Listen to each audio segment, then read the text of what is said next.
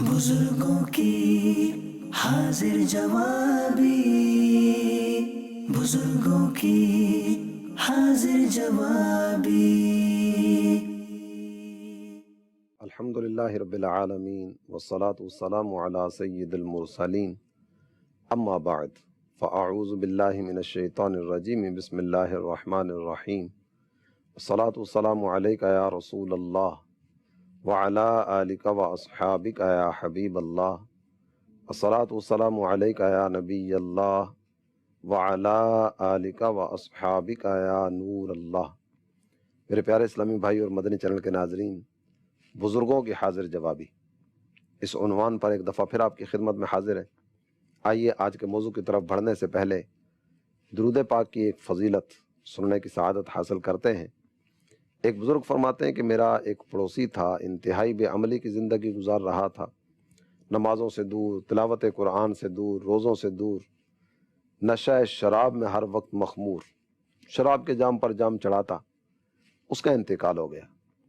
بعد انتقال خواب میں ملاقات ہوتی ہے اور میں اس سے پوچھتا ہوں، یہ بتاؤ مرنے کے بعد کیسی گزری؟ کہنے لگا میرے رب کا کرم ہوا، میں تو بخش دیا گیا۔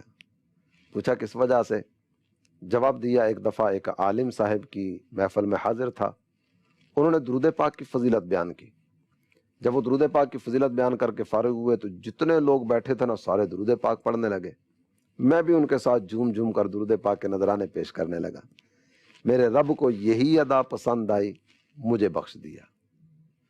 شفاعت کے صدقے میں جنت ملی ہے، عمل تھے جہنم میں جانے کے قابل، لگاتے ہو اس کو بھی سینے سے آقا، جو ہوتا نہیں منہ لگانے کے قابل۔ صلو علی الحبیب صلی اللہ تعالی علی محمد وعلی آلہ وصحبہ وبارک وسلم۔ میرے پیارے اسلامی بھائی اور مدنی چینل کے ناظرین، آپ کو دوسری صدی ہجری میں لے کے چلوں گا۔ اللہ تعالیٰ جل جلالہ کے نیک بندے، بڑے زبردست عالم، بہت بڑے محدث سیدنا عبداللہ ابن مبارک رضی اللہ تعالی عنہ، آپ حرم محترم کی زیارت سے مشرف ہو کر حج کر کے اپنے گھر کی طرف واپس جا رہے تھے۔ آپ جانتے ہیں یہ دور وہ تھا کہ جس دور میں پیدل سفر ہوا کرتے تھے، گھوڑوں پر گدوں پر سفر ہوا کرتے تھے، سواری کے یہی ذرائع تھے، اور عام طور پر دور سے آنے والے لوگ قافلے بنا بنا کر حرم کی طرف روانہ ہوتے تھے۔ کسی آدمی نے اگر حج پر جانے کا ارادہ کیا ہوتا، عمرے پر جانے کا ارادہ کیا ہوتا، وہ اپنے شہر میں، قریب کے شہروں میں کچھ نہ کچھ معلومات لیتا رہتا، قافلہ کو جا رہا ہے نہیں جا رہا، کب جا رہا ہے۔ تو جب کوئی قافلہ جا رہا ہوتا تو لوگ شریک سفر ہو جاتے۔ حضرت عبداللہ ابن مبارک آپ واپس آ رہے تھے، رستے میں آپ نے ایک مقام پر ایک بڑی عمر کی عورت کو دیکھا، بڑھیا بیٹھی ہوئی ہے، سیاہ اون کا لباس پہنا ہوا ہے۔ اس وقت دائیں بائیں آگے پیچھے قریب قریب کوئی بندہ بشر نظر نہیں آ رہا۔ آپ کے ذہن میں خیال آیا کہ ہو سکتا ہے کہ یہ بڑھیا اپنے قافلے سے بچھڑ چکی ہو، تو چلو قریب جا کر کچھ خبر لیتے ہیں، اگر کسی قسم کی کوئی حاجت ہے اس کی حاجت پوری کریں گے، قافلے سے بچھڑی ہوئی ہے اس کو قافلے کے ساتھ ملا دیں گے۔ آپ اس ارادے کے ساتھ اس عورت کی طرف بڑھے تاکہ سوال جواب کر کے اس کی خبر گیری کی جا سکے، اور مدد کی حاجت ہو تو تعاون پیش کیا جا سکے۔ آپ نے آگے بڑھ کر سلام کیا۔ جو ہی سلام کیا تو اس بڑھیا نے السلام علیکم ورحمۃ اللہ وبرکاتہ، اس کا جواب وعلیکم السلام ورحمۃ اللہ وبرکاتہ کہنے کی بجائے آیت کریمہ پڑھ کر دیا۔ آپ بڑے حیران ہوئے، اور اس کے بعد بھی جتنے بھی سوال حضرت عبداللہ ابن مبارک نے اس عورت سے کیے، انہوں نے کسی بھی سوال کا جواب عام الفاظ میں نہیں دیا۔ جو سوال ہوا اس کا جواب قرآن پاک کی کسی آیت کریمہ سے دیا، اور اس آیت کریمہ میں کچھ اشارات کی صورت میں جو سوال کیا گیا ہوتا اس کا جواب بھی موجود ہوتا۔ آپ نے کہا السلام علیکم ورحمۃ اللہ وبرکاتہ، وہ بڑھیا جواب میں وعلیکم السلام ورحمۃ اللہ وبرکاتہ کہنے کے بجائے کہتی ہے سلام قولا من رب الرحیم۔ حضرت عبداللہ بن مبارک حیران ہوئے کہ میں نے سلام کیا، اس نے آیت کریمہ پڑھ کر جواب دیا۔ آپ نے اگلا سوال کیا، کہنے لگے اے بڑی بھی، اس جنگل بیابان میں تم کیا کر رہی ہو؟ وہ اس کا جواب بھی آیت کریمہ پڑھ کر دیتی ہے، کہتی ہے من یضلل اللہ فلا ہادی لہ، اللہ تعالیٰ جس کو رستہ بھلا دے کون اس کی رہنمائی کر سکتا ہے۔ یہ اشارہ تھا اس چیز کی طرف کہ میں سفر پر تھی، رستہ بھول گئی ہوں، اپنے قافلے سے بچھڑ گئی ہوں، کوئی حامی ہے نہ مددگار ہے نہ غم گسار ہے۔ حضرت عبداللہ ابن مبارک رضی اللہ تعالی عنہ، آپ نے پھر اگلا سوال کیا۔ ظاہر ہے جب اس طرح کی صورت بنتی ہے تو کچھ سوالات اس طرح کے ہوتے ہیں جو لازمی اور ضروری ہوا کرتے ہیں۔ مثال کے طور پر کہاں سے آ رہی ہو، کہاں جانا ہے، گھر کا پتہ ہوگا، علاقے کا پتہ ہوگا، شہر کا پتہ ہوگا تو اس رستے کی طرف لے کر جائیں گے نا۔ آپ نے سوال کیا کہاں جانے کا ارادہ ہے، اب اس بڑھیا نے اس کا جواب بھی آیت کریمہ پڑھ کر دیا۔ 15ویں پارے کی پہلی آیت کریمہ، سبحان الذی اسری بعبدہ لیلا من المسجد الحرام الی المسجد الاقصی۔ یہ دو سوالوں کا جواب اشارے کی صورت میں دے دیا۔ مسجد حرام سے آ رہی ہوں، مسجد اقصی کی طرف جانا ہے، بیت المقدس جانے کا ارادہ ہے۔ آپ غور کرتے چلے جائیے اللہ تعالی جل جلالہ کے فضل پر، اس کے کرم پر، اس کی عنایات کریمانہ پر میرے رب نے کس انداز میں اپنے بندوں کو نوازا۔ یہ بڑھیا کے کمالات دیکھ کر یقیناً وہ کلمات زبان پر آئیں گے، سبحان اللہ و بحمدہ، سبحان اللہ العظیم۔ یہ عقل اللہ کی عطا کردہ ہے، یہ خوبیاں اللہ کی عطا کردہ ہیں، یہ سارے کے سارے اوصاف اسی رب کے عطا کردہ ہیں۔ جناب عبداللہ ابن مبارک رضی اللہ تعالی عنہ، آپ نے اگلا سوال کیا یہاں کتنے دنوں سے موجود ہو، نہیں اپنے قافلے سے بچھڑے ہوئے کتنا وقت ہو چکا، منظر کا پتہ چل چکا کہ اس رستے پر اس کا قافلہ گیا ہوگا، یہاں کتنے دنوں سے موجود ہے، اس سے یہ اندازہ ہو جائے گا کہ اس کا قافلہ کتنا آگے جا چکا۔ جب آپ نے سوال کیا اس نیک بخت خاتون نے اس کا جواب بھی آیت کریمہ میں دیا، کہتی ہے ثلاث لیال سویہ، 3 راتوں سے یہاں موجود ہوں۔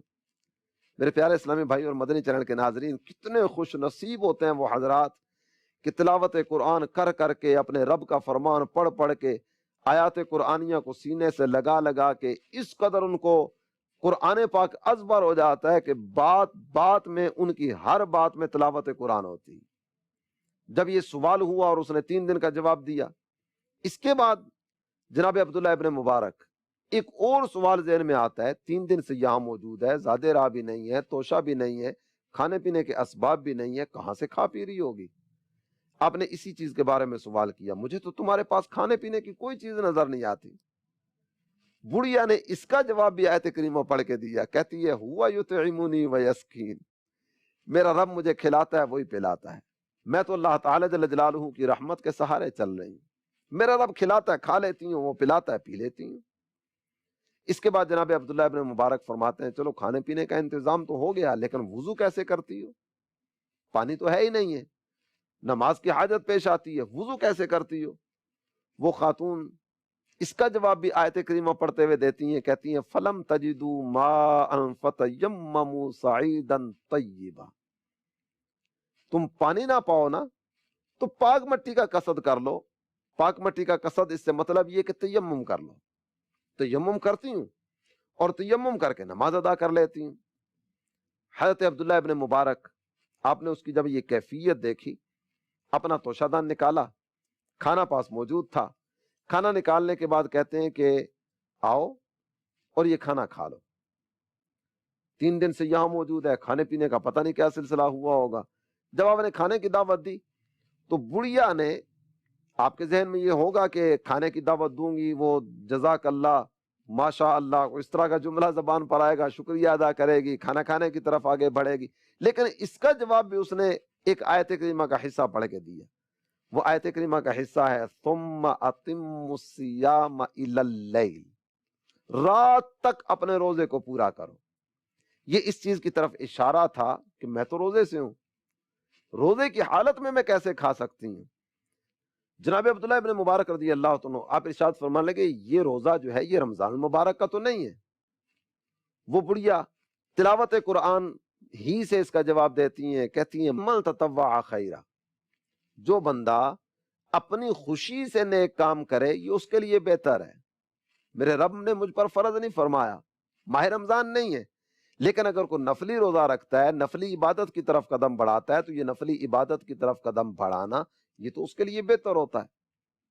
اس کے بعد حضرت عبداللہ ابن مبارک یہ جواب سننے کے بعد ارشاد فرماتے ہیں، دیکھو اگر ماہ رمضان کا روزہ بھی ہو سفر کی حالت میں تو اس میں بھی رخصت دی گئی ہے، دوسرے ایام میں رکھ لو، اور تمہارا روزہ جو ہے یہ نفلی روزہ ہے، اگر تم افطار کر لو، کھانا کھا لو، یہ تمہارے لیے اچھا ہوگا، تمہاری قوت بحال ہو جائے گی، ابھی بہت سارا سفر کرنا باقی ہے۔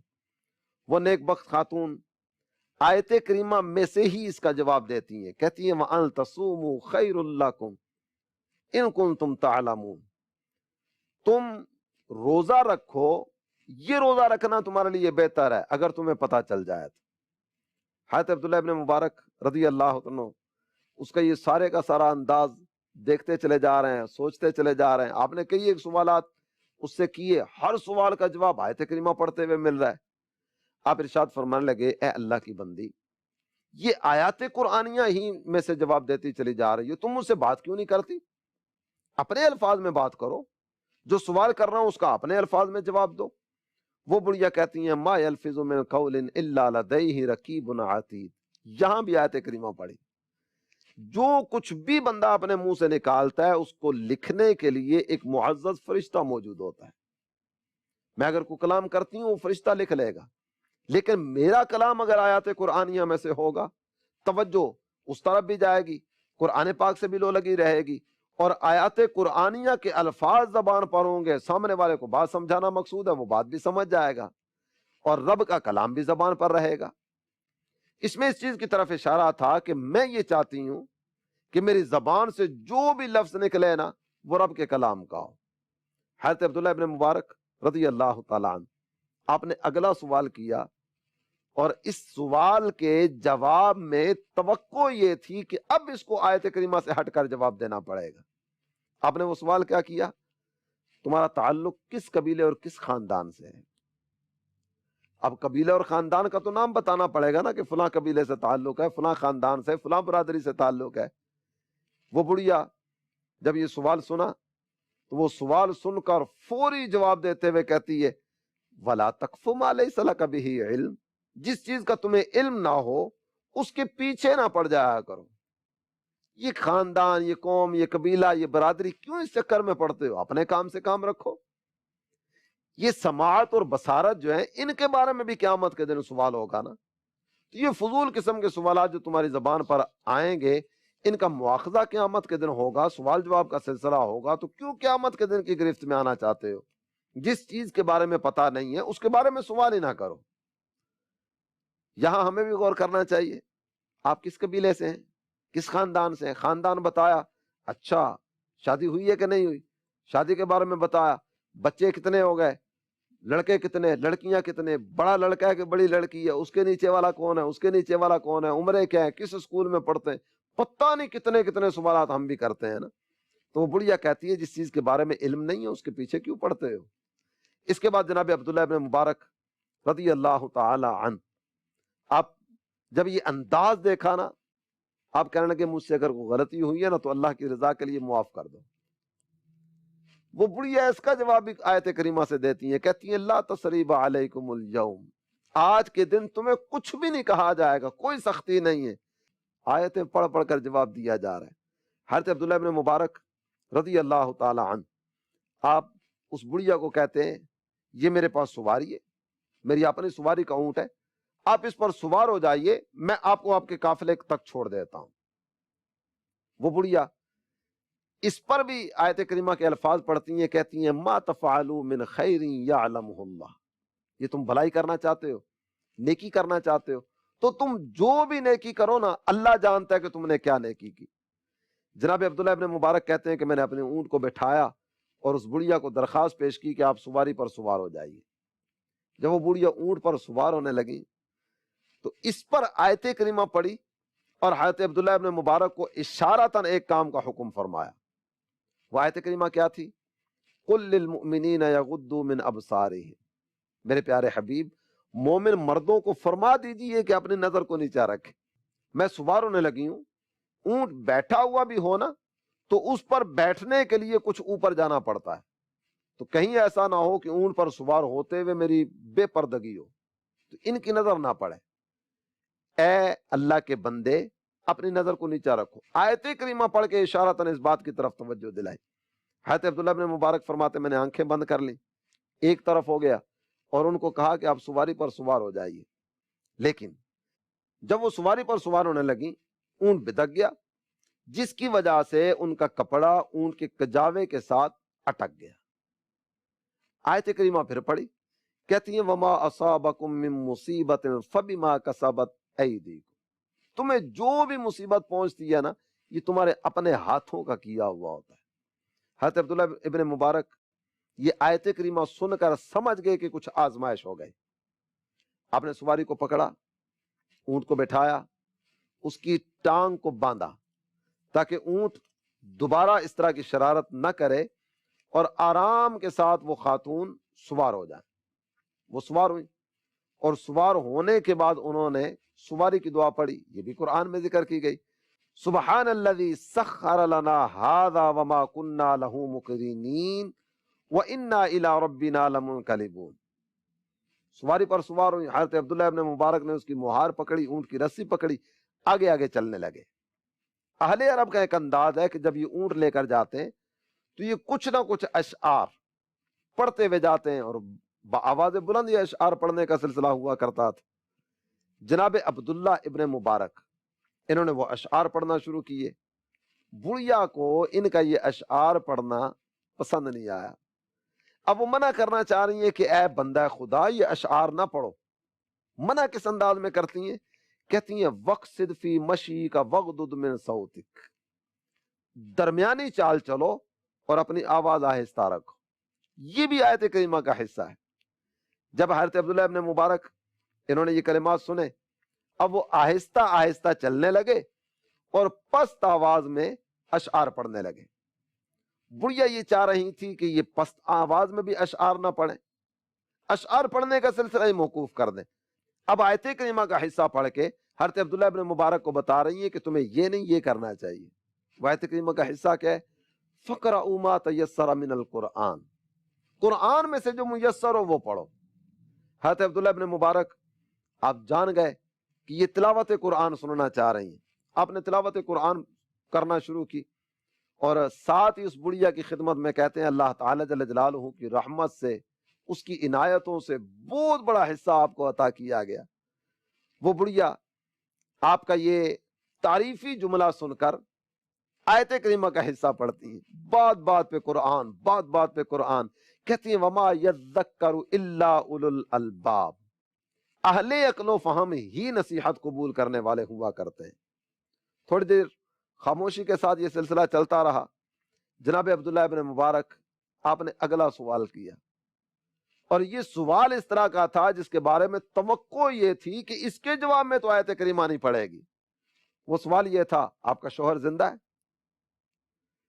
بڑھیا جواب دیتے ہوئے آیت کریمہ کا حصہ ہی تلاوت کرتی ہے. کہتی ہے لا تسألوا عن اشیاء ان تبد لکم تسؤکم، ایسی چیزوں کے بارے میں سوال نہ کرو کہ اگر تمہیں بتا دی جائیں تو تمہیں ناگوار گزرے.